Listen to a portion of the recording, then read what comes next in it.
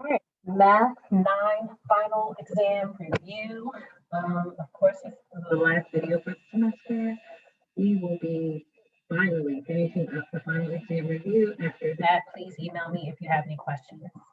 All right, so here they want you to multiply these two. So you can do it either way. You can go like all three of these, multiply by here. Usually I'll just go this way. It doesn't matter though, because you're multiplying 8W by all three and then 6U by all three.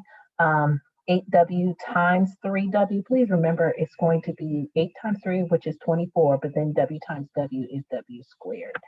Okay. And that's a 4. It may not look like it, especially on here with the camera. 24 and then W squared. 8W times negative 6U becomes negative, I want to say 48U W. Okay. And then 8W times 4 is positive 32W. Okay. So that's the answer there. Then you're multiplying 6U times all three. 6U times 3W is positive 18UW. Okay. And 6U times negative 6U, I'll put it down here, negative 36U squared. And then 6U times 4 is positive 24U. Okay. You can only combine like terms when adding and subtracting. So in this case, there's only one W squared.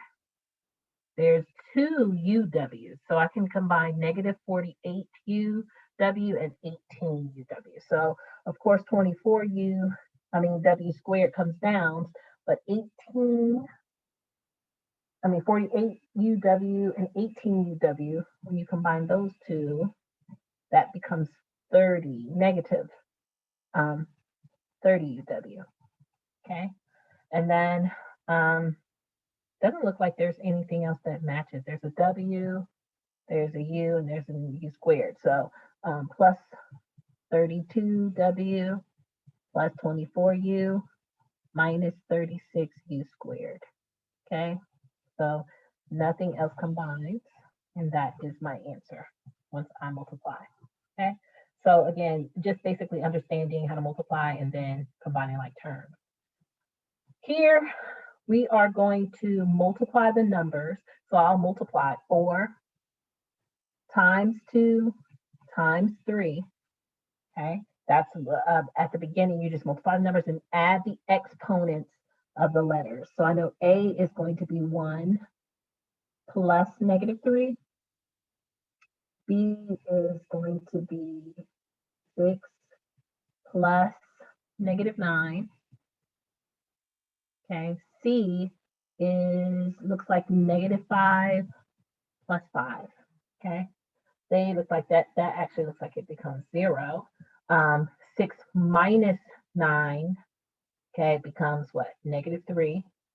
And then 1 plus negative 3 is negative 2. Okay, so 4 times 2 is 8. 8 times 3 looks like it's going to be 24. Okay, C to the 0 is just 1, so that kind of cancels out. It becomes times 1. Okay, A to the negative 2, B to the negative 3. So 24 times 1, of course, is 24, but it has the negative exponent, has to go to the bottom. Okay, if it has a negative exponent, it has to go to the bottom. So this now becomes A to the positive 2, because once it goes to the bottom, it becomes positive, and then B to the positive 3. Okay, remembering all that you've learned in this semester is very difficult, but you got this, you can do this. All right, so now let's look here. Of course, with these, you're going to add the exponents, and then when you're dividing, you have to subtract. So this becomes now m to the 1/4 at the top, but you have to add these two. Okay, you can put that straight in your calculator. There should be no issues with adding exponents. So, or fractions. So negative 1 divided by 3, and remember we pushed the little AB button for division, plus 1 divided by 2. Okay, and when you push the little AB button that's right above sign as a division sign, then it'll basically your answer is going to be in a fraction form. Our answer is 1 over 6. Okay, so this now becomes m to the 1 over 6. And of course, when you have them and you are dividing, you subtract the exponents. So your answer there now becomes 1/4, 1 divided by 4, minus 1/6, 1 divided by 6. And then you get 1 over 12. So m to the 1 over 12 is your answer there. Okay, so added those two, subtracted when we got here. Remember, this one was first, 1/4 minus 1/6. All right. Now this one is a more difficult problem than originally, than stated, and there's definitely not enough room here. I'm gonna have to put on a separate sheet of paper. Right, so I have written it on a separate sheet of paper. To be honest with you, number 4 is very similar to number 10. Number 10 looks different, and we'll get to that one shortly. But number 10 and number 4 are extremely similar. You'd handle them the same way. It's a much more difficult problem than it looks kind of difficult. And number 10 is the same type of problem. It's set up differently at first, and then you have to kind of change it to this type of problem. But I will show you that when we get to it. But how do we solve this problem? So I would study this very thoroughly. When you before you take your test, please make sure to watch this video again before you take your test so that you can make sure to understand these type of problems and get these type of problems. So with this one, you have to kind of figure this bottom out before you even worry about the top. So we're going to leave the top alone for now. We're going to figure the bottom out. Now, when there's no equal sign and you have these problems, you have to have a common denominator. When there is an equal sign, you have to multiply everything by the common denominator. So that's the difference.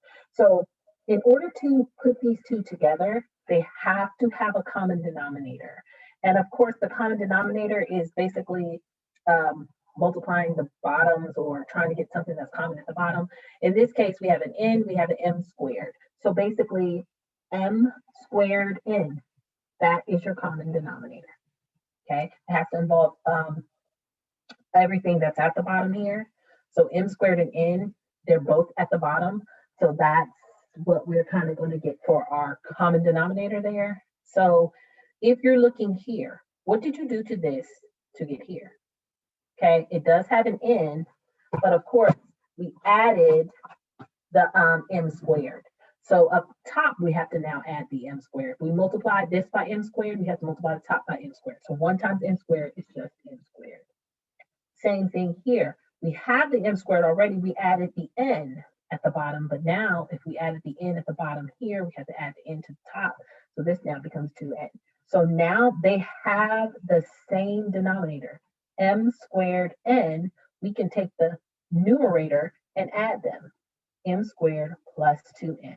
Okay, so we just put these together on the same denominator, and you can do that when they have the same denominator. Okay, they actually have the same denominator. Now we can put it in one and then put the top together, m squared plus 2n. And now at the very top, of course, we have 3 over m n cubed.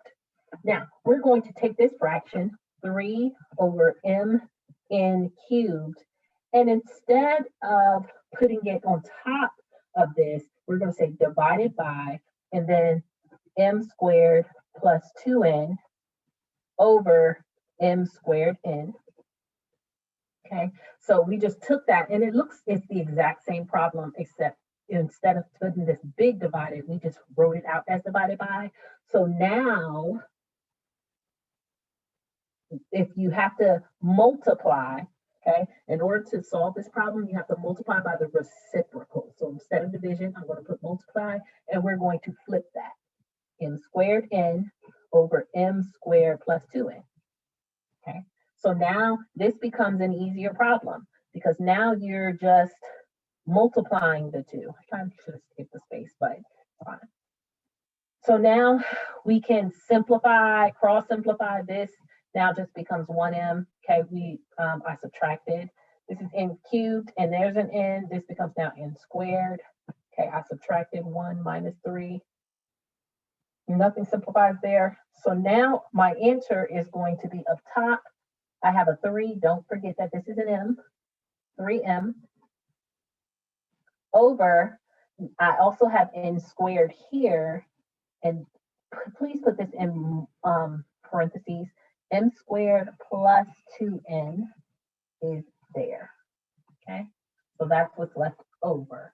So my answer is going to be that, 3m at the top over n squared times m squared plus 2n.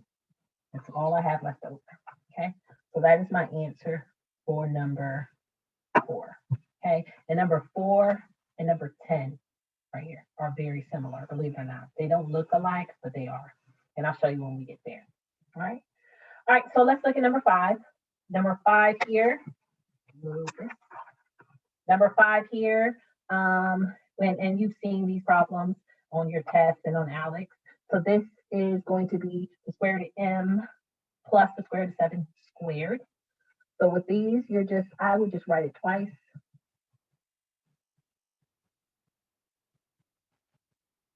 Okay, multiply square root of m times the square root of m. Hopefully you know that that's just m on the outside. Okay, anytime you multiply a square root by itself, it just becomes whatever's inside, outside. Plus the square root of m times the square root of 7, that becomes plus the square root of 7m. Then of course you're multiplying square root of 7 times the square root of m, that becomes square root of 7m. And then the square root of 7 times square root of 7, we just said that. It's whatever is on the inside, outside. So your answer here would be m plus square root of 7m plus the square root of 7m, that's 1 plus 1, that becomes 2 square root of 7m, plus, of course, the 7 is just left over there, okay? So m plus 2 square root of 7m plus 7. This is your answer for the top. Okay. At the bottom here, you have the square root of m times the square root of m. We said that. That's m on the outside. Square root of m times 3 times the negative 3 square root of 2. That becomes negative 3 square root of 2m. Okay, pay attention to what I did. The outside stayed outside, the insides multiplied together. Plus 3 square root of 2m. Okay, square root of 3 square root of 2 times square root of m. That became this. And then the square root of 3 times square root of 2 times negative 3 square root of 2. So you're multiplying these two. That becomes negative what? Square root of 3 times negative 3 is negative 9. And then what is the square root of 2 and the square root of 2? Again, if they're two of the same, it just becomes whatever that is on the outside. Okay, and I see a lot of people messing that one up. So it's 2 on the outside. Of course, these two cancel out because it's 3, negative 3 square root of 2m, positive 3 square root of 2m. They cancel out. This becomes m minus 9 times 2 is 18. That's my answer there. Okay, m minus 18, negative 9 times 2. All right, so let's look at this one.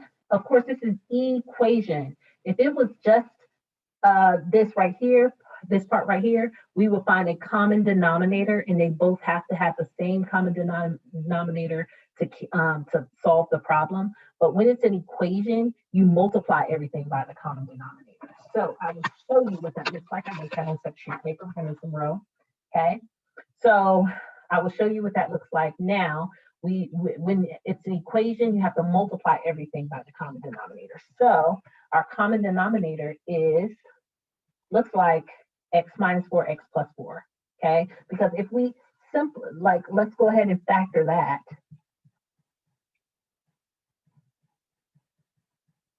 Okay, if we factor this, this becomes x plus 4, x minus 4, okay? Because it's a perfect square, okay? X plus 4, x minus 4, and now our common denominator, of course, in the denominator, we have the x plus 4 and we have the x minus 4. So x plus 4, x minus 4, that's your common denominator. So if we multiplied everything, x plus 4, x minus 4 by your first term, plus x plus 4, x minus 4 by your second term.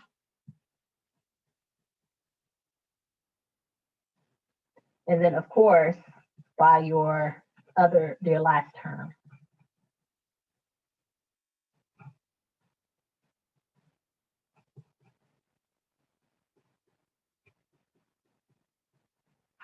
Okay, so we have that.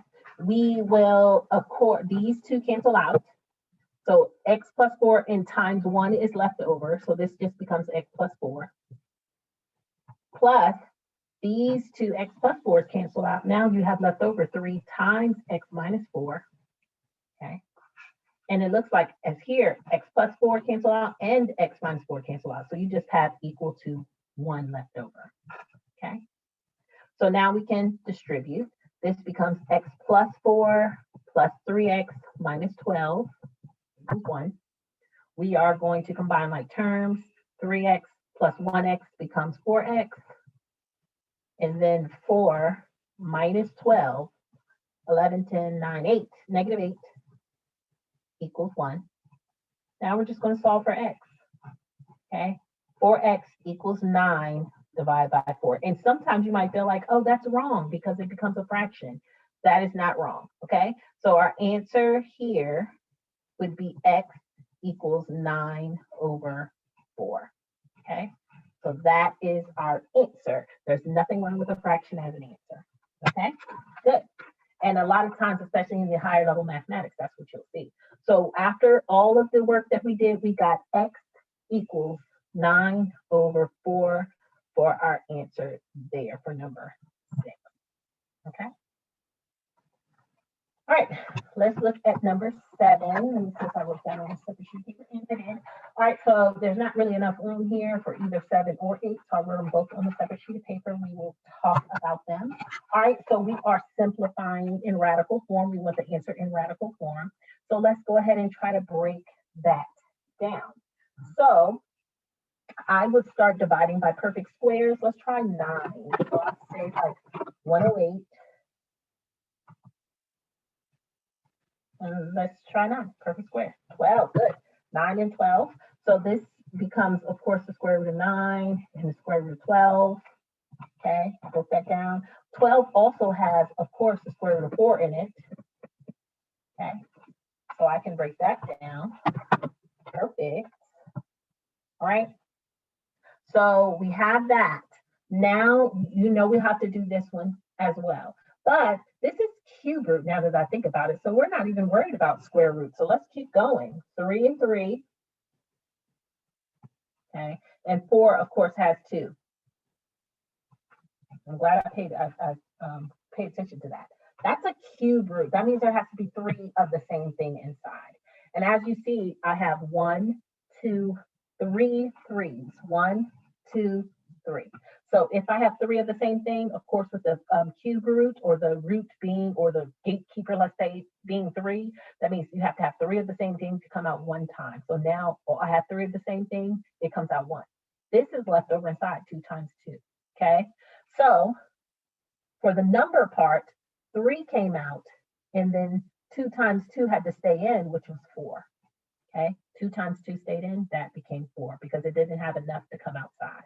But the 3 came out 1 time. 1, 2, 3 3s. They came out 1 time, and then 4 is left over inside. But let's look at the a to the 11th. Now, if you remember, we have a cube root. So we're going to divide 3 by the exponent, which is 11. How many times does 3 go in 11 without going over? 9. 9. Huh. 3 times 3 is 9. That's what I wanted to get. I didn't know 9 times 3 is 27. That's way over. 3 times 3 is 9. It goes into 3 times. 3 times 3 is 9. Okay, 4 would be too much because that becomes 12, and 12 is too big. And then 11 minus 9 is 2. So remember that this is your inside. This is what's left over inside. Okay, and this is what comes outside. So we have 3 A's that came outside. A cubed came outside. And then, of course, we said 2 A's stayed inside. Okay, so now your answer becomes whatever's on the outside, which is 3A cubed. That goes together. And then the cube root of 4a squared. That is your answer for number 7, okay? 3a cubed, and then the cube root of, we said 4a squared. All right, perfect. All right, let's look at number 8.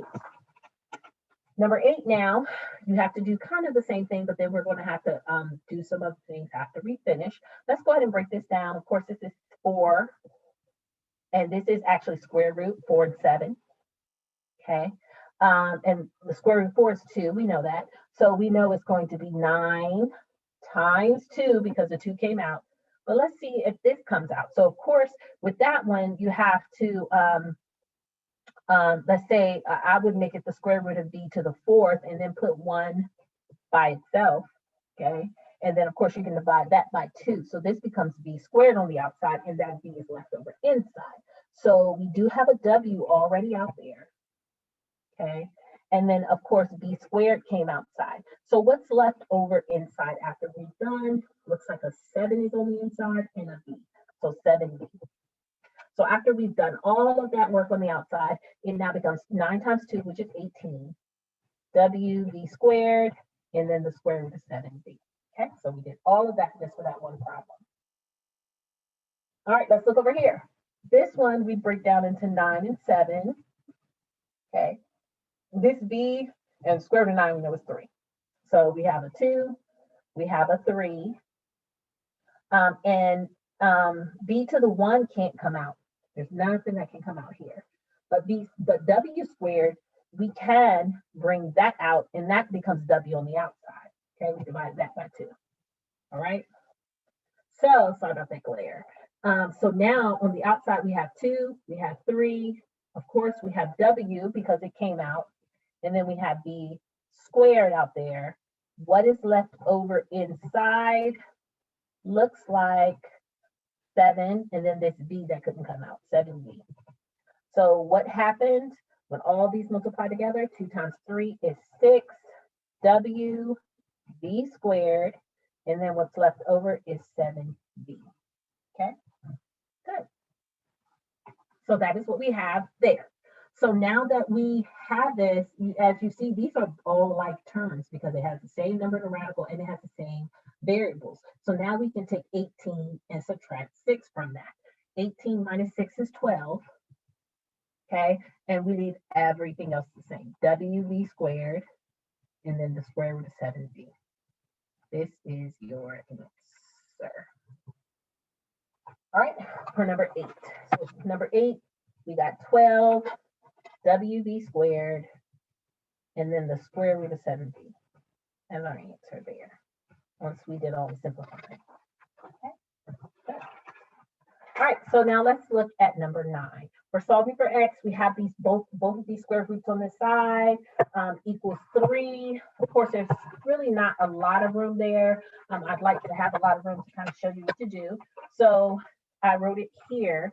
Now, when you solve these problems, you have to have the square roots on the different sides. So first and foremost, I'm going to get this square root on the other side. Okay, that's the first thing I'm going to kind of do. So now I have the square root of 7x minus 10 equals the square root of x minus 1 plus 3. Okay, so that's a positive 3 on the outside over there. So now, of course, when they're on the other sides, we have to square both sides. Okay, if I squared that, I basically, I don't even really have to show you that because it's the square root of a square. It just cancels out and just becomes 7x minus 10 on the outside. Of course, a square root and a square kind of cancel each other out. That just becomes that. Now, this is where it gets a little crazy. So I'm going to show you up here. This becomes x minus 1 plus 3 and x, the square root of x minus 1 plus 3 here. We need to basically square it. So this times this, of course, it's the same exact thing. So we said that it becomes whatever's on the inside outside. Okay. This times this now becomes plus 3 square root of x minus 1. This times this is plus 3 square root of x minus 1, and then 3 times 3 is 9. Okay. So now we have 7x minus 10 equals, we're going to combine like terms, all the like terms we have. We have an x that's kind of by itself, but we have negative 1 here and positive 9 there. So we can make that x plus 8. Okay. And then what about the 3x and 3x? 3 plus 3 is 6. So this becomes now 6 square root of x minus 1. All right. So what's in stayed the same, but I just added the outside numbers. Now, I need to get this radical by itself because, of course, I need to square something. So what I'm going to do is subtract x first and 8. Subtract x and 8. So now 7x minus 1x is 6x. And negative 10 and negative 8 become negative 18. Okay, and this now becomes 6 square root of x minus 1. Okay, of course, I said I need the radical by itself. I have to divide everything individually by 6. And if you see over here, I gave everything an individual 6. This now becomes just x minus negative 18 divided by 6 is 3. And this now becomes the square root of x minus 1. Okay, so yes, an ugly problem, but you need to practice these. They're definitely going to be on your test or your final. Okay, so now square, because now we're getting rid of that square root on this side. When we square this, this now becomes, because we're x minus 3 and x minus 3, x times x over here is x squared. X times negative 3 is negative 3x. Negative 3 times x, negative 3x. And negative 3 times negative 3 is positive 9. These cancel out. This becomes x minus 1. Okay, so now you have x squared minus 3x. I'm going to combine like terms. Negative 3 and negative 3 become negative 6 plus 9 equals x minus 1. I am going to get it so that it equals to 0, because now that I have all this, no radicals, but I have a squared side, that means I'm going to have to factor. Okay, so this becomes x squared minus 7x plus 10 equals 0. Now this is a long problem, but you will see this. Okay, so please make sure you do your work. Okay, and now factor. What are your multiples of 10 that add to give you 7? Okay, multiples of 10 that add to give you 7, 5 and 2. So this becomes x minus 5, same, both negative, x minus 2 equals 0. Your answer is x minus 5 equals 0, x minus 2 equals 0. So this becomes, one of your answers is 5, add 2 to this one, the other answer is 2. Okay, so your two answers for that one, for number 9, are 5 and 2. Okay, so we do have x equals 5, x equals 2 for that. All right.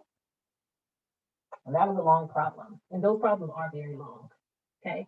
Okay, for number 10, of course, I said number 10 is just like number 4. Okay. Number 10 and number 4 are very similar. It just doesn't look like that, but we have to kind of change number 10 around, and it will look like that once we do it. So if you see these negative exponents, okay, this is positive, these are negative exponents, they have to go to a bottom of fraction. So what this really looks like is this, 3 over, because this has a negative exponent, this becomes x to the positive 1 at the bottom, and then y to the positive 3 there, okay? So now I brought it to the bottom fraction, but it's still, we have some situations going on here. X, we have a 4, but then x to the negative 2 becomes x to the positive 2 at the bottom. You see, I brought this down to the bottom, minus 1 over, because there's nothing left over, because I'm going to have to bring this y to the bottom, y to the positive 1, okay? So this is what this problem really looks like. It looks just like this type of problem, okay? They look very similar. So I did write it here because I'm going to need some space. And of course, I didn't write the new problem, okay? So this is 4 to the x squared minus 1 over y to the 1 power, okay? So now I'm going to have to worry about this bottom part. And of course, these two, because it's a minus in between, they have to have a common denominator. Our common denominator there, we said, is going to be, just like last time, it's going to be x squared. No, just like last time, but whatever's at the bottom, that's going to be our common denominator, x squared and y, okay? So here I have an x squared already. I added the y, so at the top I have to add the y, okay? Here I have a y already, but I added the x squared. So at the top I have to 1 times x squared, I have to add the x squared up there. So now that they have the same denominator, x squared y, now I can put 4y minus x squared at the top, okay? I just combined those two and they're under the same denominator. They have the same denominator. Now this top one just can come over.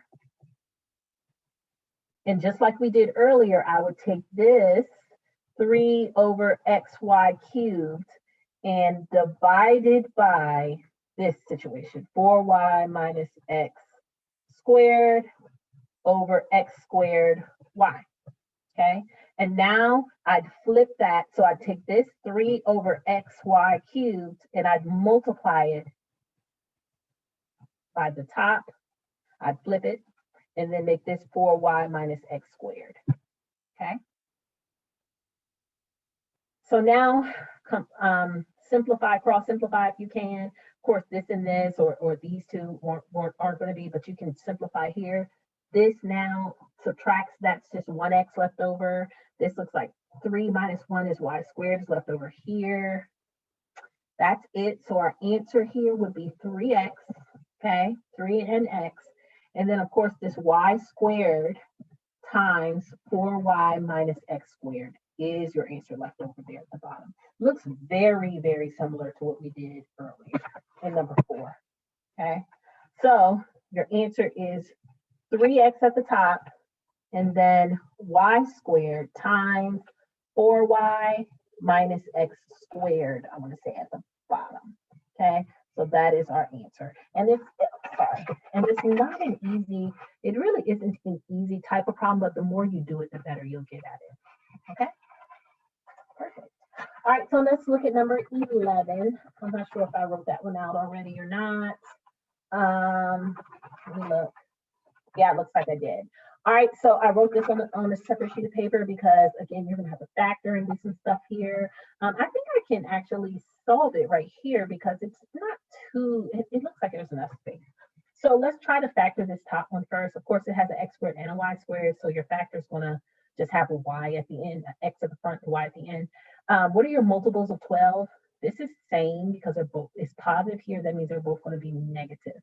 It's going to say x minus something y and x minus something y. The top there, over, of course, this is also, this is the difference of squares, okay? So it's going to be x minus 5y, x plus 5y at the bottom there, okay? Here, 12, multiples of 12 that add to give you 7, 4 and 3, okay? So now we have x plus 5y there. And of course, here it has a greatest common factor of 2.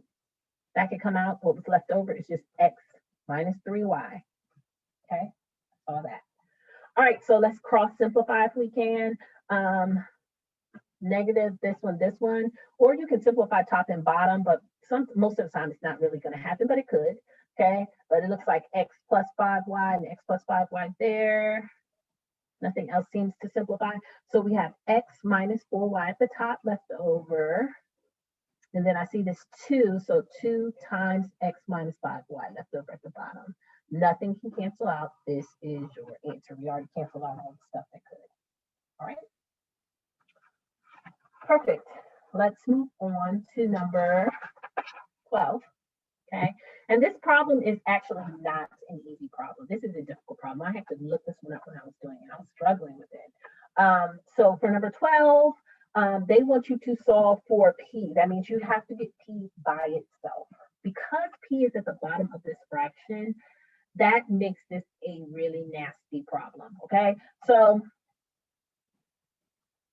We are going to, believe it or not, because it's an equation and it has all of this stuff, we have to find a common denominator, okay? And that's what makes this one nasty.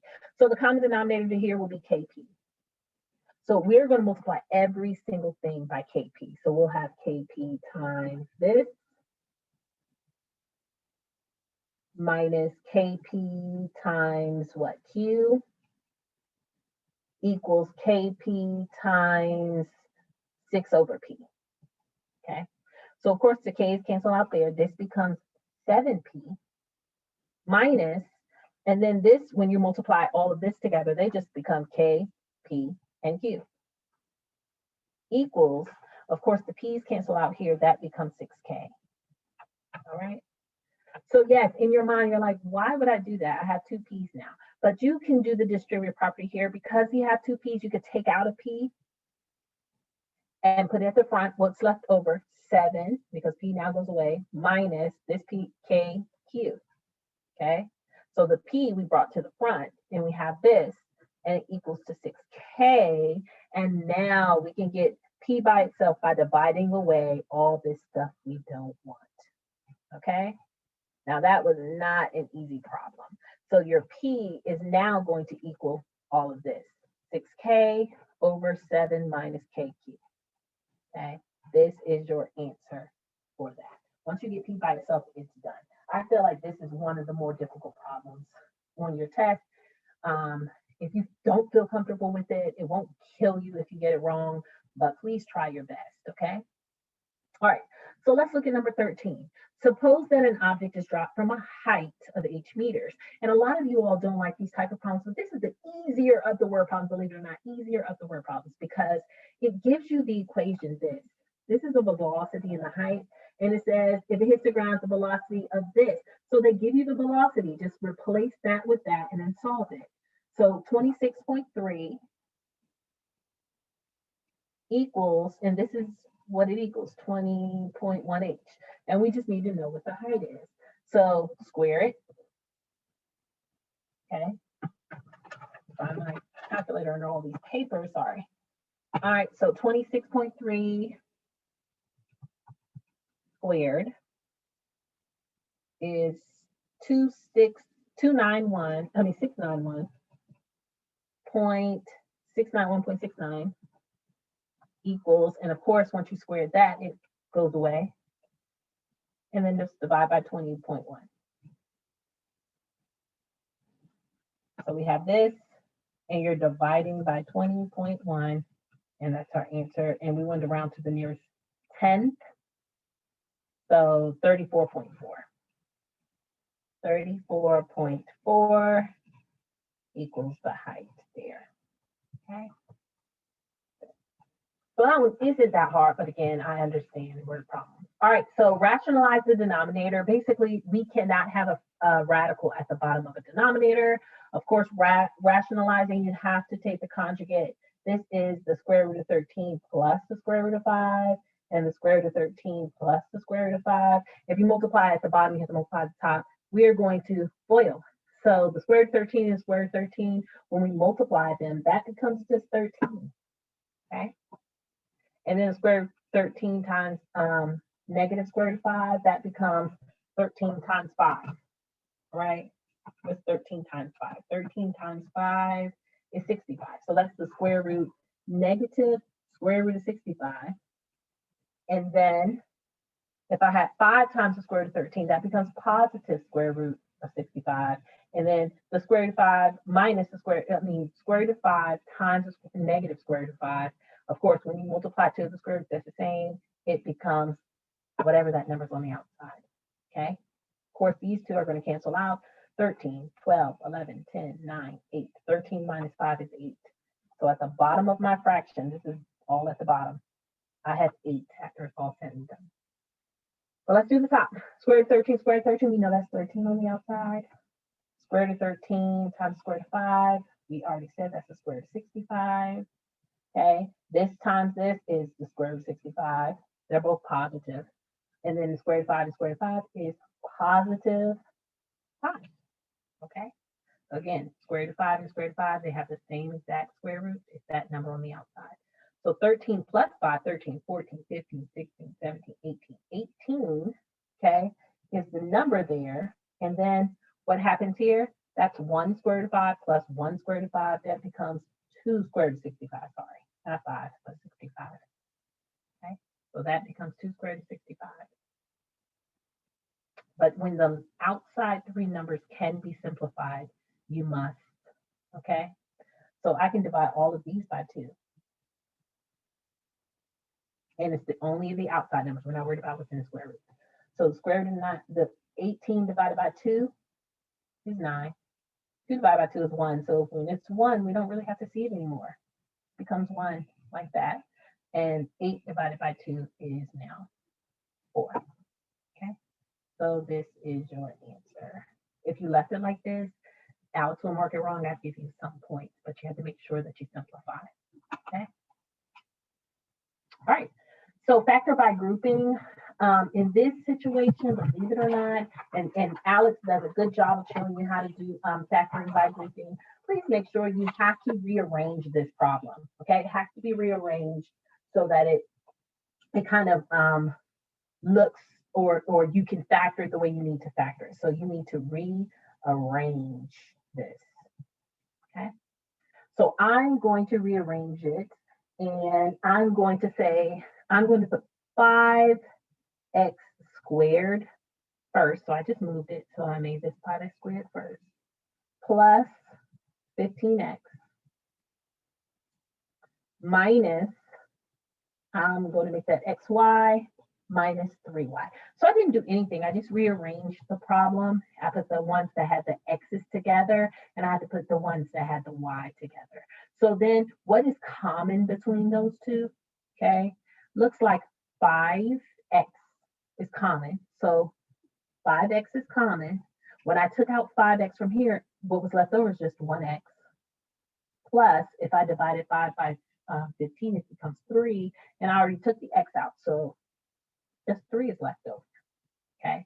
If both of these are negative, whatever comes out is negative. So whatever is left over is going to be positive. So if I take out a negative, because what's common here is negative y. If I take out a negative y, what is left over is just x. And of course, whatever's left over is positive. And I took out the y, so 3 is left over, plus 3. Okay? So as you see, these two, when you're doing factoring by grouping, these two parentheses have to be the same. And in this case, they are x plus 3. So now that I put that in the front, or took it, or it's actually called the distributive property when you take it out of both and put it in front, what's left over here is just 5x minus y. Okay, and that is your factoring. They just want you to factor it. They don't want you to keep going. Factor by grouping. All right. And they made it like the more difficult factoring by grouping, the one where you had to rearrange. Okay, good. All right, so for number 16, I'm not sure if I wrote that one down. I don't think I did. We have to simplify. There's a multitude of ways you can do this. I would first start by trying to get, it depends with me. But if this has a negative 2 on the outside, I'm just going to try to flip it to make that positive. So what do I mean? I'm going to put whatever's at the bottom, 3 into the 4th, m to the negative 5 over 4 m to the negative 2 into the 4th. And now this outside becomes positive. Okay. So I just flip this, put exactly what's at the bottom, what's at the top, at the top, at the bottom, and then made that positive. Because when you flip it, it changes the sign there. And now I can just distribute this to everything. So 3 squared, okay, 3 squared becomes 9. So I do 3 squared, I do I multiply those two, n to the 8th now. M to the 5 times 2 is negative 10, negative 5 times 2. And then, of course, 4 squared, and that becomes m to the negative 4, and then n to the 8th, because all I do was multiply everything, and then I squared the numbers, okay? So this now becomes 3 squared is 9. All right. Now, n to the eighth here, n to the eighth there, they cancel each other out. Yay.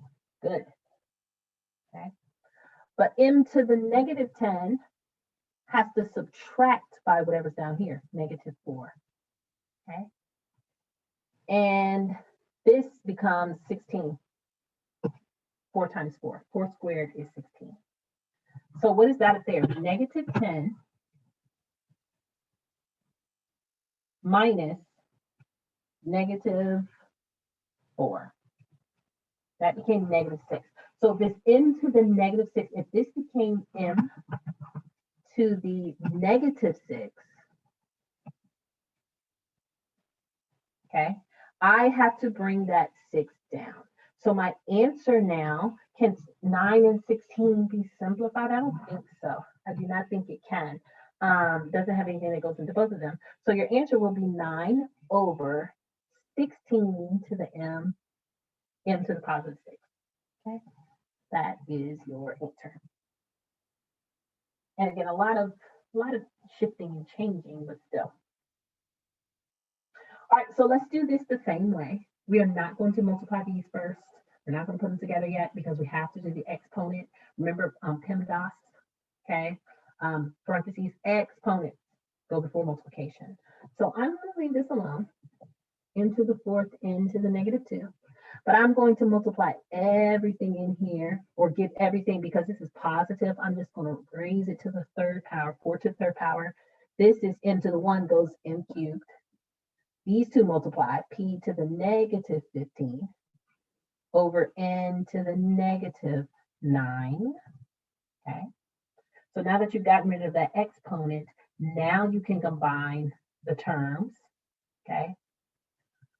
Of course, these two add, okay, and these two kind of subtract. So let's put them all together in one situation first.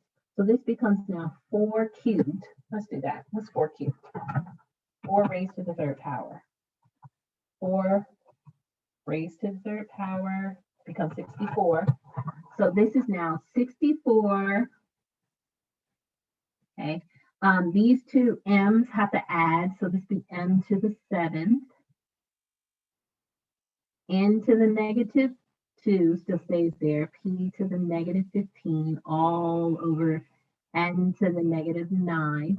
Don't forget that you have to subtract the n. So this is n to the negative 2 minus negative 9. Okay? So that becomes n to the positive 7 up top.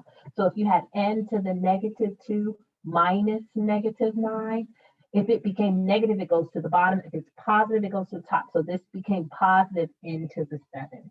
So it stays up top. So you're, and so the n's become positive n to the positive 7.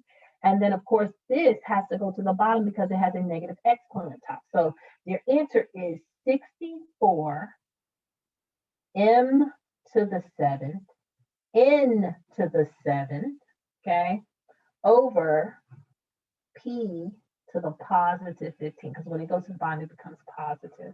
That is your answer. Please remember, you cannot have negative exponents in your answer. The only time you'll really have negative exponents is scientific notation, and we are not doing scientific notation here, okay? All right, so can't run away from word problems in this situation. We have a lot of word problems, okay? The shorter leg of a right triangle is 6 feet shorter than the longer leg. The hypotenuse is 6 feet longer than the longer leg. I guess, oh, this is, I corrected it on you guys, but it's kind of spelled wrong, but on yours that you download for your modules, it is spelled correctly, and I put them in there correctly, okay? So of course, this is supposed to be leg, and this is supposed to be leg. All right, so I printed this out before I changed it, sorry. All right, so find the sides of the triangle. So first and foremost, you really do need the Pythagorean theorem, which is a squared plus b squared equals c squared. Remember, c always represents your hypotenuse, and your a and b really are interchangeable. It really doesn't matter which one is your longer or shorter leg. We'll just pick one. So it does say the shorter leg of the right triangle is the shorter leg of the right triangle is 6 feet shorter than the longer leg. So let's say that A is the longer leg. Okay, we'll just make it x squared. That's the longest leg. We said the shorter leg is 6 feet shorter than the longer leg. And it also says the hypotenuse, which is C, is 6 feet longer than the longer leg.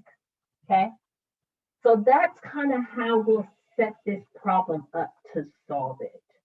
Okay, so I'm going to write this out somewhere else so that we can get a better feel of it and have more, room. So we said, like I said, a squared plus b squared equals c squared. We said the longer leg is just x squared.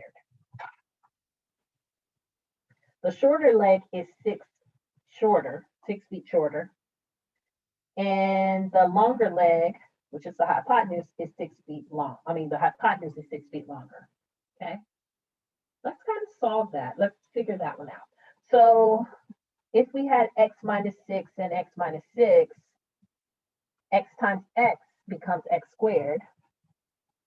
This is, of course, x squared. And then this times this is negative 6x. And then this times this is negative 6x. And then this times that is positive 36. Okay. Over here, it'd be x plus 6 squared. And of course, that's x times x is x squared. X times 6 is positive 6x. 6 times x is positive 6x. And x times x is positive 36. Okay. Let's combine like terms. X squared and x squared, we know that becomes 2x squared. Okay. Negative 6 and negative 6, negative 12x. And then plus 36 equals x squared plus 12x plus 36. Okay. Now, when you have these two problems here, we need to get them all on one side so that we can factor. All right, so I'm going to subtract x squared, subtract 12x, and subtract 36. Subtract x squared, subtract 12x, and subtract 36. Okay. So this now becomes x squared minus 24x, and the 36's looks like they cancel out, equals 0. Believe it or not, these are easier type problems, but they're just difficult because they look weird. So when it has the common factor, we can take one out. Okay, so this now becomes x is common between the two. So this becomes x minus 24 equals 0. So you have basically x is equal to 0 and x minus 24 is also equal to 0. Add 24 to both sides here. One of your values is 0, it looks like, and one is 24. Now, if you're talking about the side or the height or an actual shape, your length is not going to be 0, okay, or negative. So if this became a negative number, that will also not work, but it needs to be a positive length, and it has to be bigger than 0. So this right here cannot be your answer. But our answer now is 24. If it became a negative number, also we'd have to kind of discount that. So our answer for our long leg is 24. Okay. So the length of the longer leg is 24. We found that out by using the Pythagorean theorem. And now, of course, it says the shorter leg is 6 feet shorter. So all we have to do is take 24 and subtract 6, okay? And we get 18. So the shorter leg is 18. And it said the hypotenuse is 6 feet longer. So our hypotenuse is now 30, okay? All of these are our answers. And that is how we got it, using the Pythagorean theorem in our little equation there, okay? All right, so number 19, there are two machines that produce aluminum cans. The newer machine can produce 4,800 cans in 160 minutes. This is supposed to be minutes. I think I changed that on the sheet as well. I corrected it. It takes the older machine 240 minutes to produce that many cans. If the two machines work together, how long will it take them to produce 4,800 cans. Of course, this is a work problem, okay? So new, old, together. And of course, you always put them over one. So the new machine can reduce 160 minutes. The old machine, it says 240. And together, they don't know. They want to know how much together, okay? Of course, if you have an equation, you're going to multiply everything by a common denominator, okay? It looks like the common denominator between those two, I would not try to multiply them. That'd probably be a really huge number. I'd try to multiply like 160 times 2 or 240 times 2. Let's try 240. So I would say 240 and multiply that by 2, okay? Oh, I multiplied it by 8. I'm sorry. I was like, wait, what? Multiply that by 2. 480. Let's see if 160 divides into 480. So the 480 divided by 160, see if that goes in evenly. It does by 3. Okay, so let's use that, 480. So 480 multiplies into both of them. So 480, and then of course x. Don't forget x for your common denominator. Okay, I would take the bigger number, multiply it by 2, and see if this number goes into that number. And then if it doesn't work, try multiplying the bigger number by 3, see if that number goes in. See, keep going until, but don't try to multiply them together because that becomes a huge, huge number. All right, so I would take 480, and that's the common denominator. And don't forget x. So 480 times the first term, 160. All right. Plus 480 times the second term, 480x, sorry. Okay, and then of course 480x times the last term, okay? Now we already said 480 divided by 160 was 3, okay? Didn't I? Yes, I believe I did. Okay, 480 divided by 160 became 3x. So this becomes 3, so this becomes 3x. Plus 480 divided by 240, I believe is 2.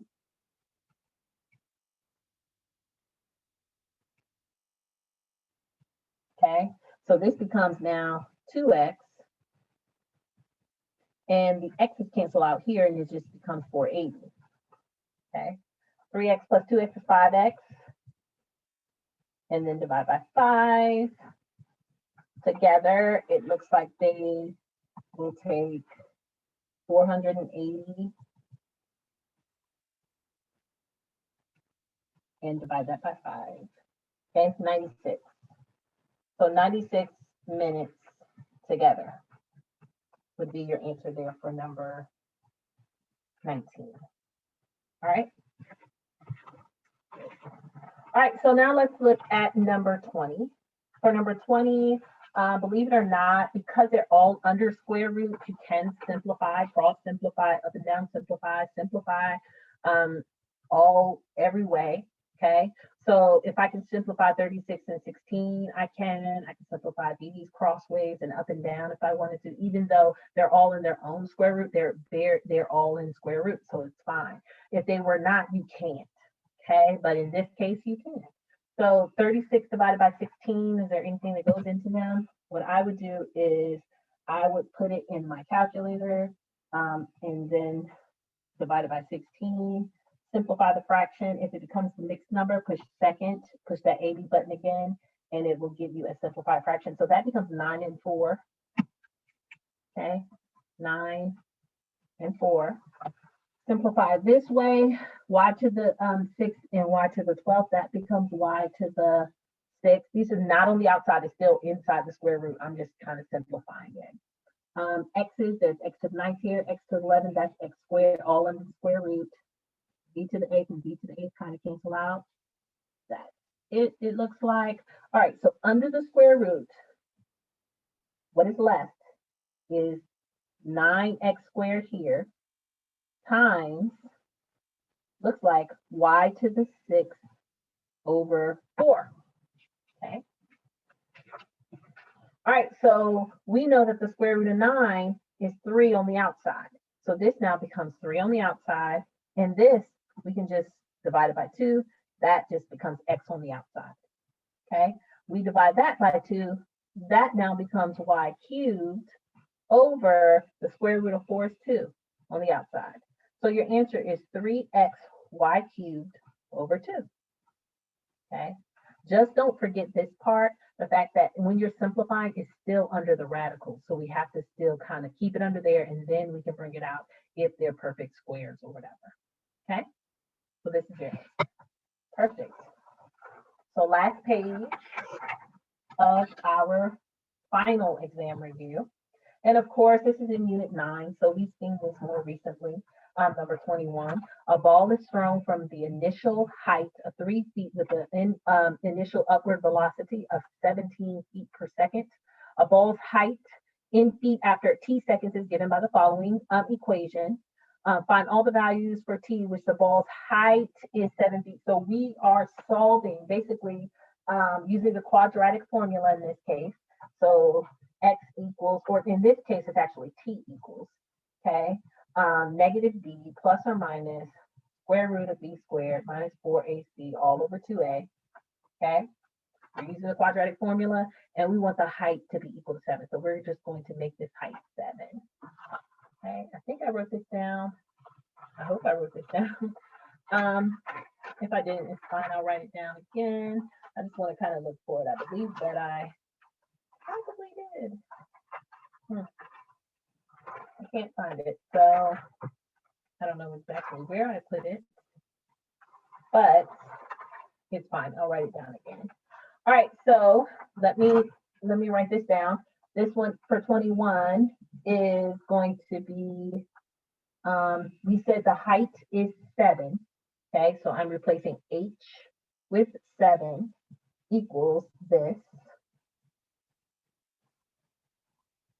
And of course, if you're using the quadratic formula, the t squared value cannot be negative. But in this case, because it's not equal to 0, we're going to just subtract everything or bring everything to the other side. Add 16t squared, subtract 17t, subtract 3, subtract 17t, and subtract 3. We're going to do that so that it's equal to 0. Okay. So this now becomes positive 16t squared minus 17t, and then of course 7 minus 3 becomes positive 4. Okay. So now that we have that, we can use the quadratic formula, and negative b, it becomes negative 17 plus or minus the square root of negative 17 squared minus 4 times 16 times 4, all over 2 times 16, okay? Of course, negative and a negative become positive, plus or minus the square root of something, all over 2 times 16 is 32, okay? All right, so now I'm going to put that in my calculator, just this part right here. So parentheses, negative 17 squared minus 4 times 16 times 4. Okay. Get my answer, 33 under the square root. Okay. So my answer is 33 under there. Now to get both of my answers that I need, I have to break it up.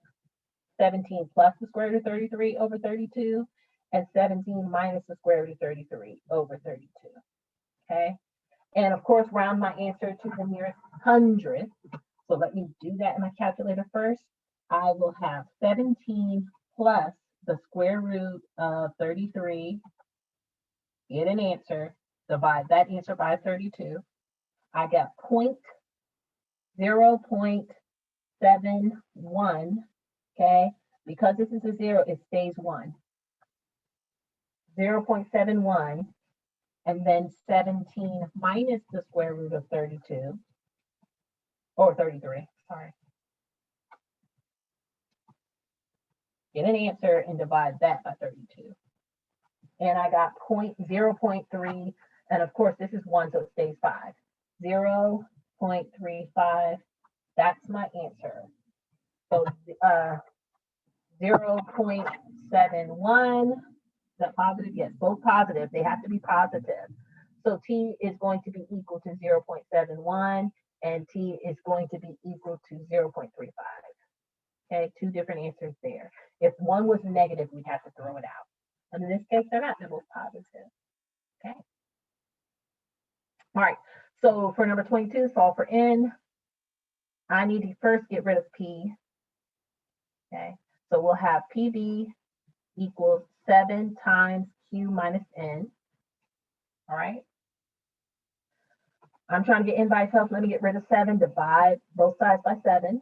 So this becomes pb over 7 equals q minus n. Cancel out.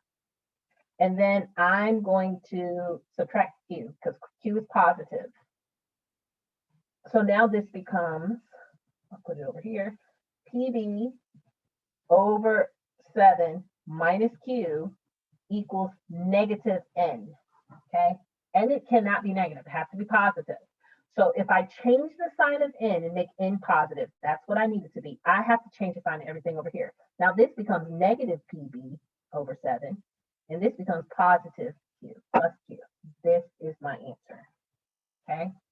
Again, they're trying to make it, I guess, as difficult as they can in every situation. All right. So for this one, they want you to completely factor, and this, believe it or not, is kind of difficult, especially if you're not, because you have to factor completely. So first and foremost, I'm going to take out a common factor. What's common between them? It looks like 3 and x squared. Okay, so there's 3x squared there, and what's left over is y to the 4th minus, and of course, if you divide 48 by 3, you get 16. And then I brought the x squared already out. So that's what that is. Now I can basically do the square root, the difference of squares there. That becomes y squared minus 4 and y squared plus 4. Okay. Now you would think, okay, I'm done. But you're not, because this y squared minus 4 can be factored as well. You can do the difference of squares here. You can't do with the plus, but you can do with the minus. So this now becomes 3x squared and then y minus 2, y plus 2, and then this y squared plus 4 can't be simplified. That's done. Now you are done. Okay, so you have to recognize when you can keep going with your factoring. You can't, you're not going to be able to factor this. 1 is not a perfect square, 2 is not a squared value. Okay. All right, so let's go to number 24. All right, same type of problem we have worked on before. This one is just as difficult in my mind. I think I did write this one out on the back of this sheet. All right, so number 24 is here, okay? And of course, we have done this before on this review sheet, but we're going to do it again. So we need to square it, okay? So when you square root, of course, it becomes just whatever's inside outside. This, we have to do this. Okay, 8 times 8 is 64. Okay, 8 times negative square root of x becomes negative 8 square root of x. And then square root of x times 8 becomes negative 8 square root of x. And then, of course, if you're multiplying two negatives, they become positive. Okay, and then the square root of x and the square root of x, oh, you can't even see that, sorry. Square root of x, I have it up here kind of, and I'm just multiplying. Square root of x and the square root of x, it becomes just x on the outside. Okay. All right, so now I can combine like terms. This becomes 64 minus 16 square root of x plus x equals x minus 40. Of course, I'm trying to get the square root by itself. I'm going to subtract x, subtract 64, subtract x, and subtract 64. When adding and subtracting, please don't forget you can only combine like terms. This is negative 16 times square root of x equals x and x cancel out. What is negative 40 and negative 64? It looks like negative 104. That's what I want to say. So negative 40 minus 64 is 104. And then you're going to divide by negative 16 on both sides. So the square root of x is going to be equal to negative 104 divided by negative 16, 6.5. So I actually got a decimal there, which is fine. Okay. So square root of x times 6.5, I'll square both sides. So x is going to be equal to 6.5, okay, because I got negative 104, and I divided that by negative 16. That's how I got 6.5, and I will square that. Okay, I'll square 6.5. I got 42.25. 42.25. All right. So that's for that one. For number 24. Let's look at number 25. Number 25, we're almost done. We have to 29. So odd number, but that's how many problems we have in our final exam review. All right, so a ball thrown vertically upward. After t seconds, its height is given by the function, and it gives you the function. After how long will it reach its maximum height? Okay, will it reach its maximum? What is the maximum height that the ball will reach? Now, in this problem, t represents seconds. So t represents time, and your t value, if you can see, is over here. Okay, and usually over here, this is our value, our like x value. This height value represents your y value. Okay, so your t is your time or your x, height is your y. Okay, so they're saying, what's the maximum height? We need to basically get our vertex and then get your y value. So when it's over here on this side by itself, that's going to be your y. Whatever's over here, the t, that's your time, and that's your x. So we know by finding t, we just have to do negative b over 2a. That's your vertex. If it says the maximum or a minimum, then it's going to be your vertex. Negative b over 2a. Negative b is going to be, of course, this is your squared value. When you're finding your vertex, it does not have to be positive, and your single t value is your b. So negative 40 over 2 times negative 16. Okay, I'm going to say it's positive 40. So negative b, which is negative 40, over 2 times negative 16. We know 2 times negative 16, this is going to be negative 40 over 2 times 16 is negative 32. So if we multiplied negative 40 divided by negative 32, we get 1.25. Okay, so 1.25 is your x value in that case, but we're looking for your y value, your height. So if 1.25 goes into your problem, so now we can find our height, okay, or your y value by replacing t with 1.25. So this becomes 40 times 1.25 minus 16 times 1.25 squared. Okay, so I'm just putting that in to my problem. And of course, your t is now 1.25, but your height is what we're looking for here. I'm going to replace x or t in our problem with 1.25. So we get 40 times 1.25 minus 16 times 1.25 squared. Okay, and we get 25. So the maximum height is 25 feet, because it says in feet. All right, so 25 feet is your answer. All right, so for number 26, once you have, remember what this represents. This represents, the denominator is always the root, so this represents this. Okay. So if you're trying to get rid of this, you can just, the denominator would be your root. This will be your exponent, x to the 1 power. To get rid of it, all you have to do is raise it to the 4th power. So this becomes x, because now raising a root to a 4th power cancels it out. And that becomes 3 raised to the 4th power, which is 8. Okay, and you can put that in your calculator by just saying 3 and then the caret sign raised to, this is the little caret sign, raised to the fourth power, 81. Okay. All right. So are they going to be really crazy with us, or are they going to let us go a little simply? I don't think so, but we'll see. All right. So this one isn't too difficult because all you have to do is distribute that negative to everything. So this is 6x squared y minus 4y plus 5x squared minus 2x squared minus 2x squared y plus 7. So here I just changed the signs. Okay, that became plus 7, that became minus, and that became minus. And then you combine like terms. We have, let me see if we have anything to match. I see this 6x squared goes with the negative 2x squared.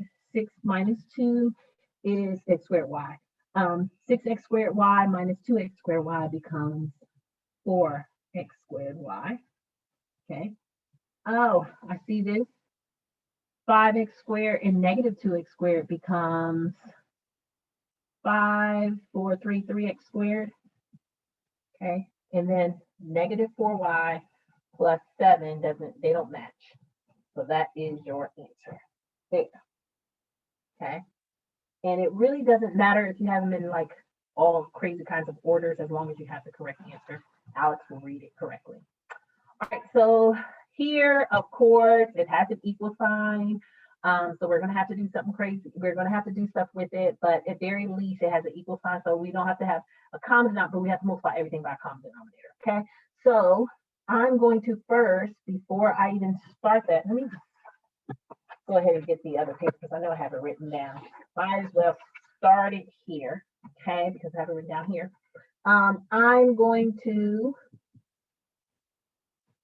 go ahead and factor this. Same, both negative. This becomes u minus 6 and u minus 2. Okay? Multiples of 12 that add to give you 8 are 2 and 6.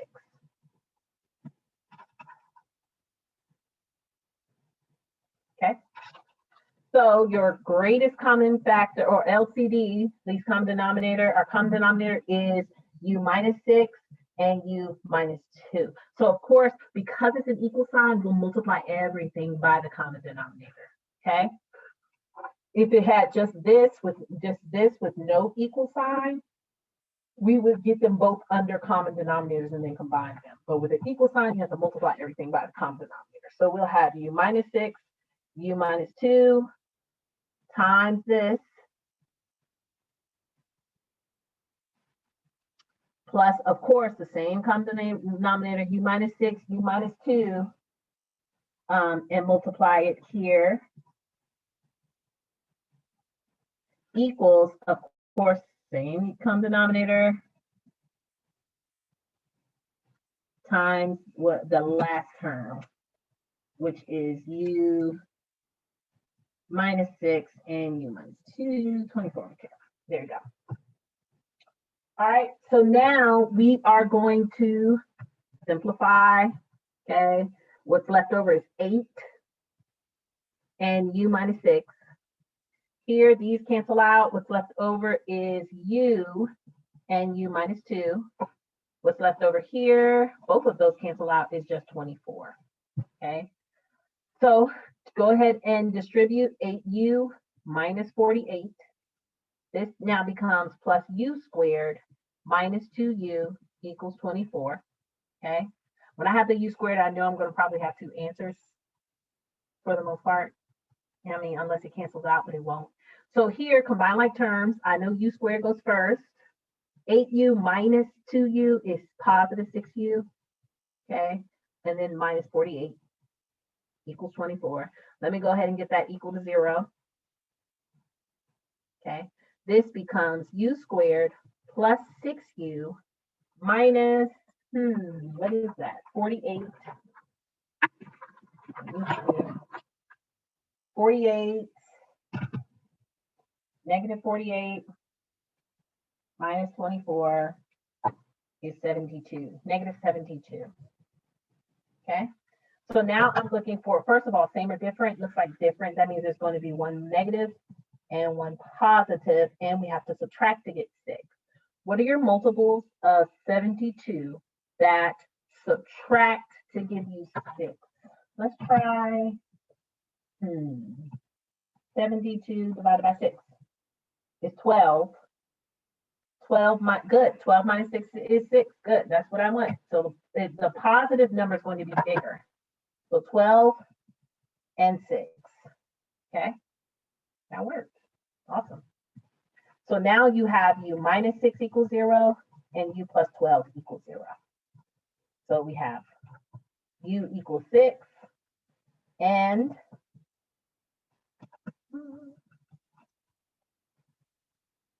u equals negative 12.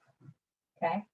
So for here, of course, they just wanted you to solve for u. Can be equal to negative, that's fine, as long as it's not one of these where it's like the ball is trajectory, blah, blah, blah. If that becomes negative, you throw it out. But in this case, it's not one of those problems. They just want you to solve. So u is 6 and u is also negative 12 for that. Okay, so we got both of those answers.